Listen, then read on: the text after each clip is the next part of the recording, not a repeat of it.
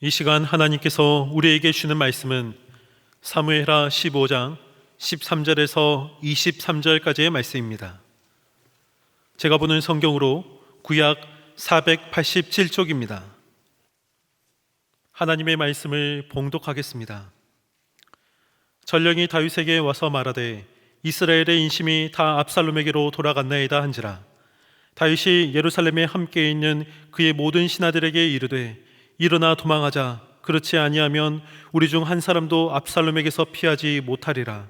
빨리 가자. 두렵건대 그가 우리를 급히 따라와 우리를 해하고 칼날로 성읍을 칠까 하노라. 왕의 신하들이 왕께 이르되 우리 주 왕께서 하고자 하시는 대로 우리가 행하리이다. 보소서 당신의 종들이니이다 하더라. 왕이 나갈 때 그의 가족을 다 따르게 하고 후궁 10명을 왕이 남겨두어 왕궁을 지키게 하니라. 왕이 나가매 모든 백성이 다 따라서 벳메르하게 이르러 멈추어서니 그의 모든 신하들이 그의 곁으로 지나가고 모든 그렛 사람과 모든 블렛 사람과 및 왕을 따라 가드에서 온 모든 가드 사람 600명이 왕 앞으로 행진하니라. 그때 왕이 가드 사람 이때에게 이르되 어찌하여 너도 우리와 함께 가느냐? 너는 쫓겨난 나그네이니 돌아가서 왕과 함께 내 곳에 있으라. 너는 어제 왔고 나는 정처 없이 가니 오늘 어찌 너를 우리와 함께 또 돌아다니게 하리오? 너도 돌아가고 내 동포들도 데려가라. 은혜와 진리가 너와 함께 있기를 원하노라 하니라. 이때가 왕께 대답하여 이르되 여호와의 살아계심과 내 주 왕의 살아계심으로 맹세하옵나니 진실로 내 주 왕께서 어느 곳에 계시든지 사나 죽으나 종도 그곳에 있겠나이다 하니 다윗이 이때에게 이르되 앞서 건너가라 하매 가드 사람 이때와 그의 수행자들과 그와 함께한 아이들이 다 건너가고 온 땅 사람이 큰 소리로 울며 모든 백성이 앞서 건너가매 왕도 기드론 시내를 건너가니 건너간 모든 백성이 광야 길로 향하니라. 아멘.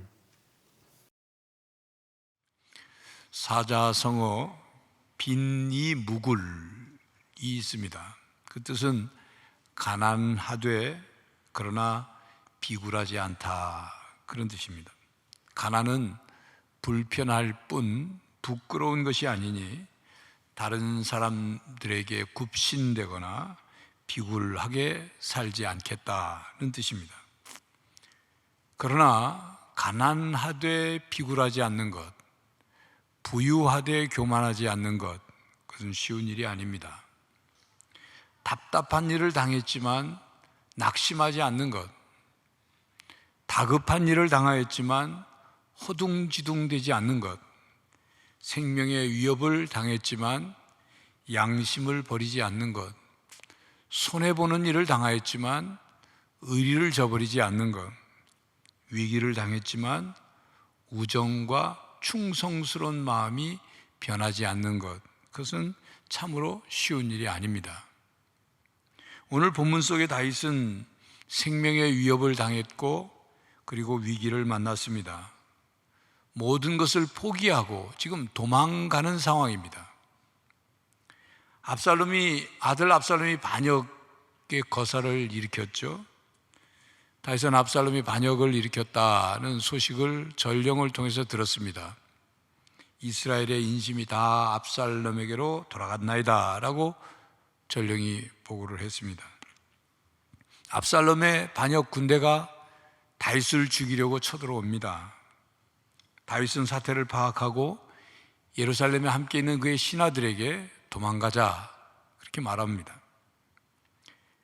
압살롬의 칼을 우리가 능히 피하지 못할 것이다, 그렇게 말을 합니다. 도망가는 다윗이란 상상할 수 없는 그런 일입니다. 다윗의 사전에는 도망이라는 단어가 없다고 말할 수 있을 정도로 골리앗과 싸운 그 다윗, 수많은 전장에서 적군들과 싸우는 다윗, 그 다윗은 도망치는 것과는 아주 거리가 멀었습니다. 그런데 다윗은 칼 한 번 휘두르지 않고 도망가려고 합니다. 왜 그랬을까요? 다윗의 나이가 이제 늙어가니까 비겁해진 것일까요? 아니면 압살롬과 그의 추종 세력들이 옳기 때문에 다윗은 도망가는 것일까요? 아닙니다. 다윗은 반역하는 압살롬과 싸울 수도 있었습니다. 예루살렘을 포기하고 떠나는 것은 다윗의 모든 것을 포기하는 것과 같습니다. 하지만 다윗은 예루살렘 성, 즉 하나님의 성에서 동족 간에 피를 흘리며 싸우는 것, 그것은 곧 하나님의 성을 더럽히는 일이라고 생각했습니다. 그래서 차라리 자신이 피 흘리는 자리를 피하고 싶었던 것입니다. 또한 다윗은 하나님께서 허락하지 않으시면 어느 누구도 왕의 자리에 앉아 있을 수 없다는 것을 너무도 잘 알았기 때문에 하나님께 모든 것을 맡기고 의지하는 마음으로 예루살렘을 포기하고 떠나고자 했습니다. 왕의 신하들은 다윗 왕이 하자는 대로 하겠습니다 라고 대답을 했습니다. 도망가는 다윗 왕을 백성들이 따라갑니다. 아들의 반역으로 왕의 자리를 비워두고 도망가는 다윗의 모습은 어떤 모습일까요? 30절에 다윗이 감람산 길로 올라갈 때 그의 머리를 그가 가리고 맨발로 울며 가고 그와 함께 가는 모든 백성들도 각각 자기의 머리를 가리고 울며 올라가니라. 나이 60이 넘은 다윗이 맨발로 울면서 갑니다. 그를 따르는 백성들도 모두 머리를 가리고 또 울며 따라갑니다. 그야말로 슬프고 치욕적인 모습입니다. 그런데 본문 17절, 18절에 보면 다윗 왕이 그렇게 가다가 벤메르학에서 멈추어 섰다고 기록하고 있습니다. 벤메르학이라는 단어는 먼 집 혹은 끝집이라는 뜻을 가진 단어인데 이것이 지명을 나타내는 고유명사인지 그것은 성서국어학에서 아직도 그 지명이 어딘지 발굴되지 못했습니다. 그러니까 그냥 그 뜻으로 이해하면 다윗이 예루살렘 왕궁을 떠나 나와가지고 그 왕궁에서 꽤나 먼 곳 어느 집, 그 집을 얘기하는 거죠. 그 집에서 잠시 멈춰 섰다가 다시 이제 떠나갑니다. 도망가는 길을 다윗의 모든 신하들이 다윗 곁으로 지나가고 모든 그렛 사람과 모든 블렛 사람과 및 왕을 따라 가드에서 온 모든 가드 사람 600명이 다윗 앞으로 행진하였다. 그렇게 기록되었습니다. 이것을 보면 다윗은 최측근과 개인적인 친위대만을 대동하고 예루살렘에서 빠져나오는 상황이죠. 그런 긴박한 상황에서 다윗은 자기만 살자고 정신없이 먼저 도망가는 모습을 보이지 않았습니다. 지난 8월 아프가니스탄 수도 카불이 텔레반에 의해서 점령되자 비행기를 타고 먼저 도망가는 아프가니스탄 대통령 아슈라프 가니의 모습이 포착이 되고 방영됐죠. 현금을 차 4대에다가 잔뜩 싣고 비행장으로 싣고 가서 비행기에 다 돈을 못 실자 그 차는 그냥 그 돈은 활주로에 버려두고 탈출했습니다. 그런 지도자를 둔 아프가니스탄 국민들 불쌍하죠. 물론 텔레반에게 점령당한 것은 더 큰 비극입니다. 다윗은 그렇게 먼저 도망가는 왕이 아니었습니다.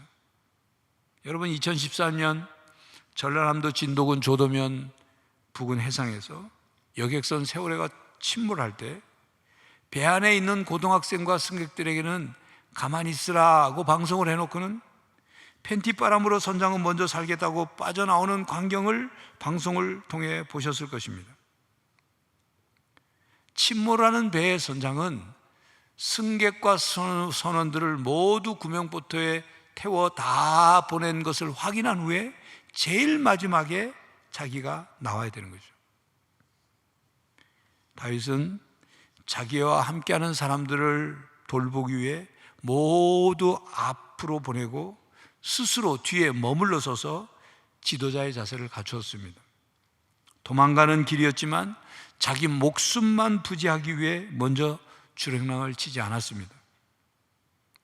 마치 목자가 양떼를 보호하듯 다윗은 자기와 함께하는 사람들을 돌보았습니다. 위기를 만났지만 목자의 모습을 버리지 않았습니다. 또한 여러분, 반역이 일어났을 때는 한 사람이라도 더 자기 편을 만드는 것이 맞지 않겠습니까? 그런데 다윗은 본문 19절 20절에 보면 도망가는 상황에서 외국인 용병인 왕실 근위대 600명 용사를 지휘하는 가드 사람 이때에게 선택의 자유를 줍니다. 너 돌아가라. 아니면 너 새 왕을 그냥 섬겨라. 그렛 사람들과 블렛 사람들은 다윗에게 고용된 외인 용병이므로 다윗의 개인적인 명령에 따라 움직이는 사람들입니다. 600명의 가드 사람들은 블레셋 사람으로서 다윗이 시글락에서 망명 생활할 때 그와 동고동락하던 사람들이에요. 그리고 다윗이 헤브론과 예루살렘으로 입성할 때 함께 데리고 왔던 다윗의 측근들입니다. 그런데 지금 다윗은 자신이 수세에 몰려 곤경에 처한 상황인 걸 모르지 않을 텐데 자기의 근위대를 떠나보내려고 합니다. 자기를 지켜줄 수 있는 사람들을 떠나보내려고 하는 거예요. 다윗은 자신의 안위보다 이때와 용사들의 안위를 먼저 생각해 주었습니다. 백성들을 이용하여 왕이 되려고 하는 압살롬과는 사뭇 대조되는 모습입니다. 이에 21절에 가드 사람 이때는 이렇게 대답했습니다. 이때가 왕께 대답하여 이르되 여호와의 살아계심과 내 주 왕의 살아계심으로 맹세하옵나니 진실로 내 주 왕께서 어느 곳에 계시든지 사나 죽으나 종도 그곳에 있겠나이다. 목숨을 걸고 다윗을 따르겠다고 선택하고 대답을 합니다. 이 대답은 룻기에 나오는 시어머니 나오미와 며느리 룻의 대화를 떠올리게 합니다. 이스라엘 땅에 기근이 들어 모압 땅으로 이주해 갔던 나오미, 그 남편이 그곳에서 죽고 아들도 죽고 그래서 세 과부만 남았어요. 그래서 이제 나오미가 이스라엘 땅으로 옮겨가기 위해서 며느리 둘을 불러가지고 너희들 친정으로 가라. 그랬더니 그중 며느리 룻이 시어머니에게 이렇게 대답하죠. 어머니께서 가시는 곳에 나도 가고 어머니께서 머무시는 곳에 나도 머물겠나이다. 이 대답이 떠오르는 장면입니다. 가드 사람이 이때는 그냥 살 길을 찾아가도 그가 용병이고 외국인이니까 뭐 충분히 이해할 수 있는 일이에요. 또 다윗 왕이 너 가라, 네 살 길 찾아가라 권했잖아요. 근데 압살롬의 반역으로 도망가는 다윗 그 왕의 상황에서도 이때는 여호와의 살아계심과 다윗 왕의 살아계심으로 맹세한다. 그러면서 다윗 왕국을 떠나지 않습니다. 하나님을 떠나지 않았어요. 다윗의 도망길에 함께 했습니다. 가드 사람 이때와 근위대 600명, 요압과 아비새, 그리고 후에 후세의 기밀을 다윗에게 전달한 제사장 사독과 아비아달도 다윗과 함께 했습니다. 후에 다윗 일행이 먼 광야길을 거쳐서 마하나임에 도착하자 소비라는 사람, 마길이라는 사람, 바실레라는 사람이 침구와 취사도구 그리고 많은 음식을 가지고 찾아왔습니다. 그렇게 다윗 곁에는 충성스러운 사람들이 있었습니다. 여러분, 자기 아들의 반역으로 참으로 생명의 위협을 받으며 도망가는 다윗에게 이때의 그 말, 가드 사람 이때가 다윗에게 한 그 말은 다윗이 듣고 그 마음이 어땠을까요? 분명히 고맙고 위로가 되고 큰 힘이 됐겠죠. 다윗은 그들을 봐서라도, 목숨을 바쳐 자기와 함께 하겠다는 그들을 봐서라도 하나님께서 세우신 왕으로서의 모습, 왕의 자세를 잃지 않으려고 했을 것입니다. 이스라엘의 목자로서의 왕의 역할을 감당하기 위해 마음의 중심을 잘 잡으려고 했을 것입니다. 그렇습니다.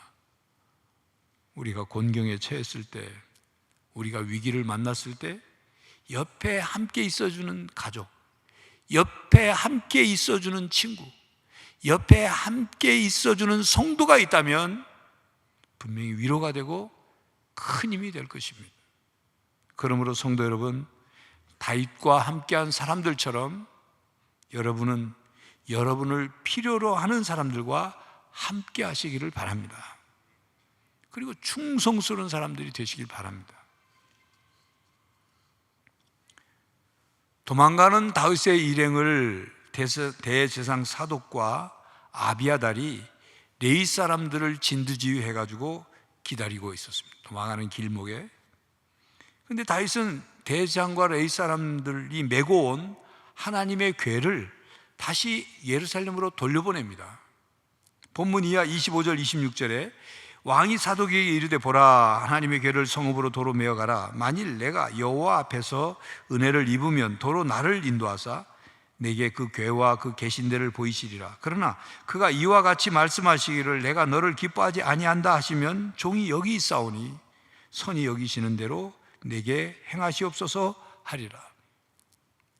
사울 왕은 승리의 수단으로 전쟁에 나갈 때 하나님의 궤를 메고 갔습니다. 그러다 블레셋에게 빼앗겼죠. 다윗의 신앙은 하나님의 궤를 메고 다녀야 하나님께서 도와주실 것이라는 믿는 그런 믿음이 아니었습니다. 하나님은 하나님의 뜻대로 행하시는 분이시고 모든 일은 하나님의 주권 안에 있다고 믿었습니다. 하나님께서 이기게 해주셔야 이길 수 있는 거지 하나님의 언약 궤를 메고 나갔다고 해서 이기는 것이 아님을 다윗은 너무도 잘 알았습니다. 그래서 하나님의 궤를 예루살렘으로 돌려보내며 자신이 하나님의 은혜를 입어서 하나님이 자신을 다시 예루살렘으로 인도하시면 내가 그 예루살렘에서 하나님의 궤를 다시 보게 될 거다. 그렇게 25절에 말하는 거예요. 또 하나님께서 혹시 만약 하나님께서 자신을 기뻐하지 않으신다면 하나님께서 바라시는 대로 자신에게 이루어지기를 바랄 수밖에 없다고 26절에 고백하는 겁니다. 다윗의 이런 의중을 알게 된 잘 헤아린 사독과 아비아달은 하나님의 궤를 예루살렘으로 옮겨다 놓았고 예루살렘에서 제사장의 역할을 했습니다. 다윗의 신앙은 하나님의 계획과 섭리에 자신을 온전히 내맡기는 바른 신앙이었습니다. 이런 신앙의 다윗을 하나님이 귀히 보셨어요. 이런 다윗에게 하나님의 마음이 기울어졌어요. 그리고 하나님이 다윗에게 은혜를 베푸셨습니다. 자기를 제거하고 왕이 되려는 압살롬과 또 그 추종자들을 피해 도망가는 다윗에게 충성스러운 사람들이 있었지만 또 배신자들도 있었습니다. 다윗의 등에 칼을 꽂으려고 하는 배신자, 그는 아히도벨이라는 사람입니다. 아히도벨에 관하여는 사무엘하 16장 23절에 그때 아히도벨이 베푸는 계략은 사람이 하나님께 물어서 받은 말씀과 같은 것이라. 아히도벨의 모든 계략은 다윗에게나 압살롬에게나 그와 같이 여겨졌더라고 기록된 말씀에서 알 수 있는 것처럼 아히도벨의 모든 계략은 틀림이 없었습니다. 그는 다윗 왕과 함께하며 평생 책략가로서 다윗의 통치를 도왔던 사람입니다. 다윗은 아히도벨의 조언을 듣지 않고서는 중요한 정책을 결정할 적이 없을 정도로 평생 아히도벨과 함께했습니다. 그런데 그런 그가 압살롬에게 넘어가 다윗에게 반역을 한 거예요. 다윗을 배반한 겁니다. 배신한 거예요. 왜 그랬을까요? 아히도벨은 우리아의 아내 밧세바의 할아버지입니다. 아히도벨은 약 10년 전 다윗에게 지울 수 없는 상처를 입었습니다. 다윗이 자신의 손녀 밧세바를 빼앗고 손주 사이를 다윗이 죽였습니다. 아히도벨은 자신의 손녀의 가정을 무너뜨린 다윗을 용서할 수 없었나 봅니다. 자신의 손녀가 결국 왕의 아내가 되었지만 그러나 다윗에 대한 존경심은 다 무너지고 배신감을 느꼈던 봅니다. 그리고 속에 분노와 증오심이 가득했었나 봅니다. 그래서 정치 생활을 정리하고 고향인 길로에 가서 제야의 생활을 하고 있었습니다. 그의 나이 70세가 됐을 때 압살롬이 아히도벨을 불러들이고 흔쾌히 아히도벨은 압살롬과 손을 잡아 다윗을 죽이는 반역에 동참합니다. 함께합니다.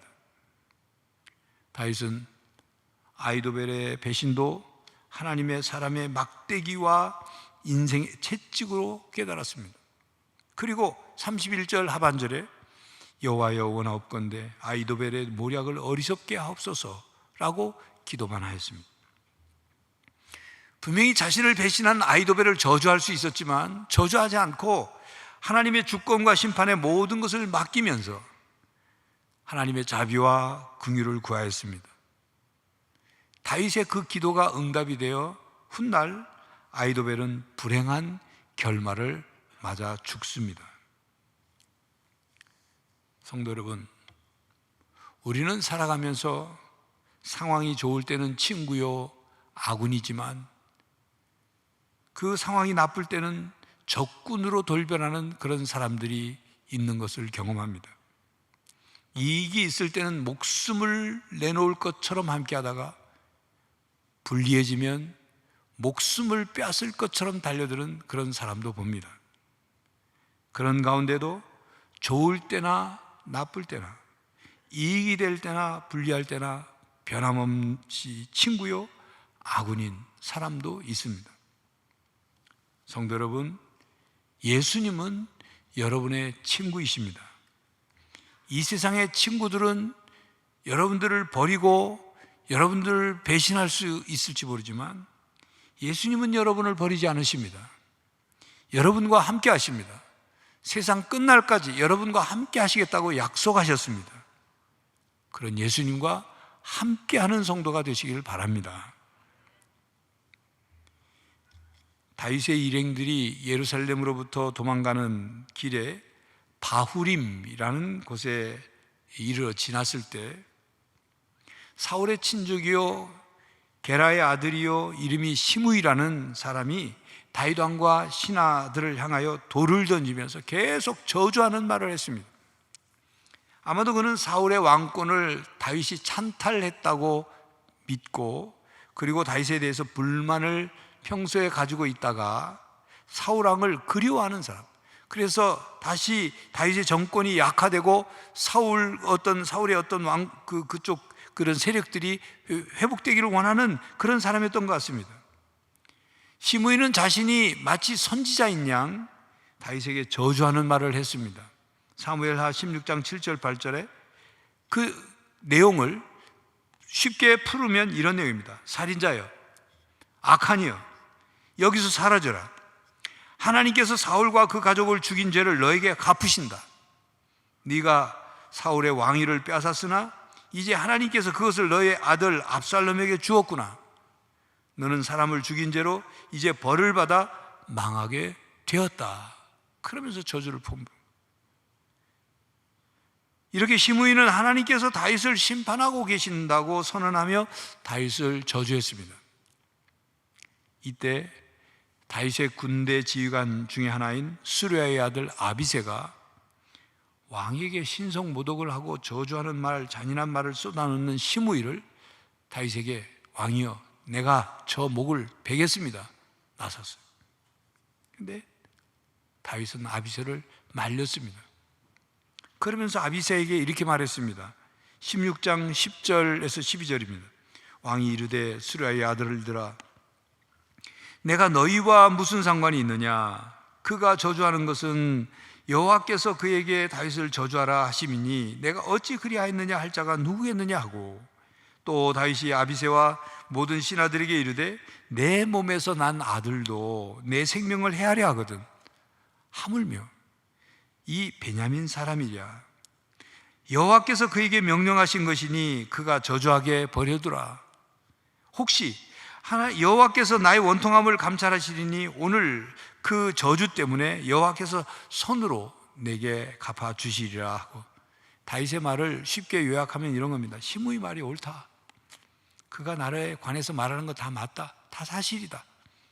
지금 그는 나에게 하나님 말씀을 전하고 있는 것이다.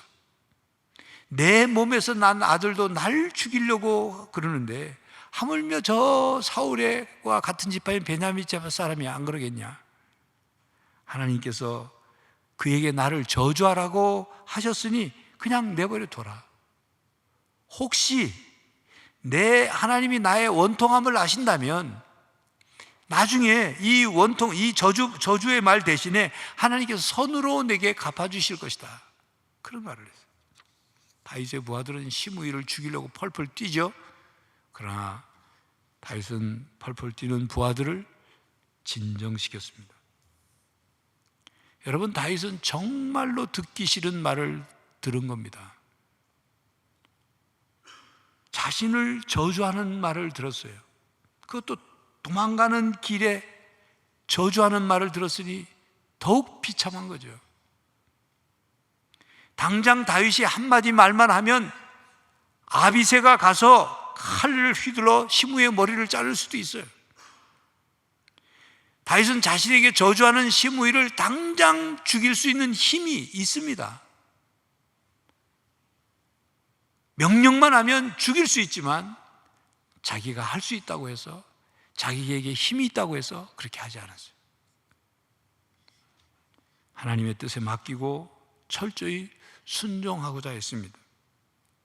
다윗은 시므이의 떠드는 소리를 들었고, 그리고 그 시므이의 떠드는 소리 가운데서 자신에게 주시는 하나님의 말씀을 들으려고 했습니다.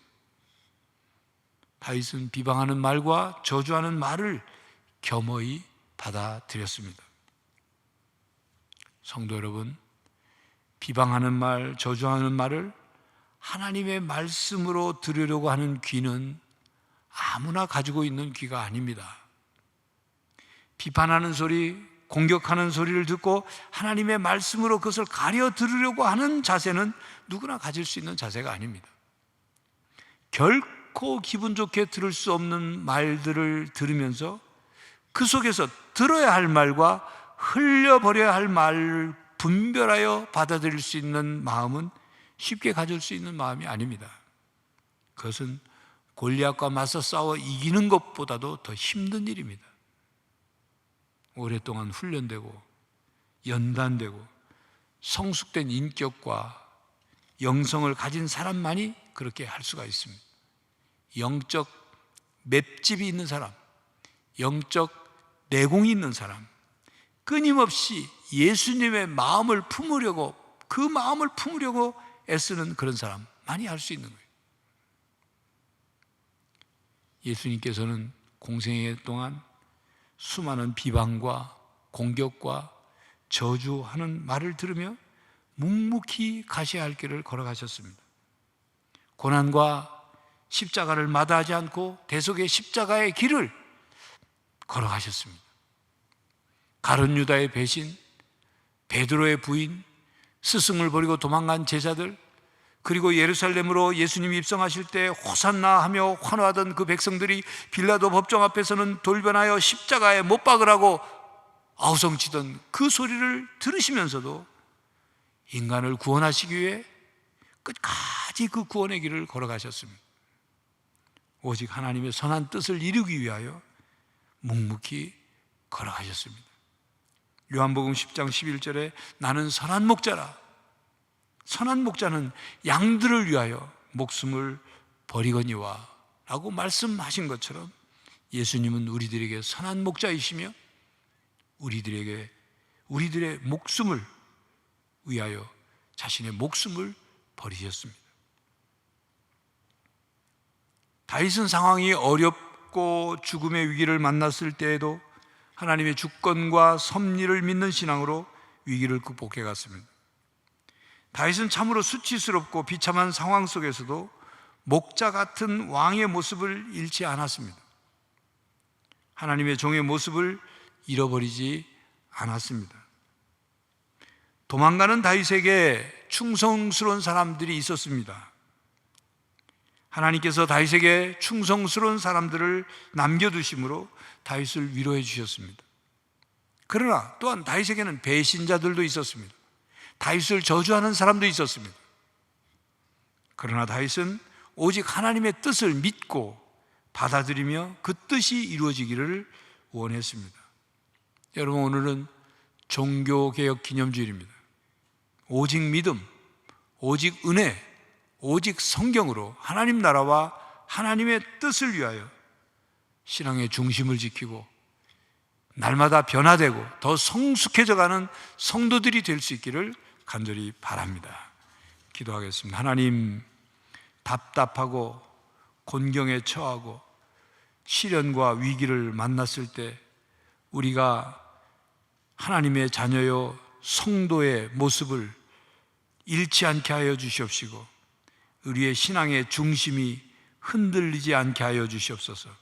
오직 하나님의 뜻을 온전히 이루기 위하여 하나님만 바라보고 하나님의 뜻에 순종하며 살아가게 하여 주시옵소서. 하나님의 말씀이 우리의 삶을 주장하게 하시고 성령 하나님이 우리를 인도하여 주시옵소서. 예수 그리스도의 이름으로 기도하옵나이다. 아멘. 성도 여러분, 상황이 어렵고 위기를 만났더라도 하나님을 믿고 의지하십시오. 하나님의 자녀, 성도의 모습을 잃지 마십시오. 하나님의 뜻을 깨닫고 겸허히 받아들이십시오. 날마다 더욱 성숙해가는 성도가 되시기를 간절히 바랍니다.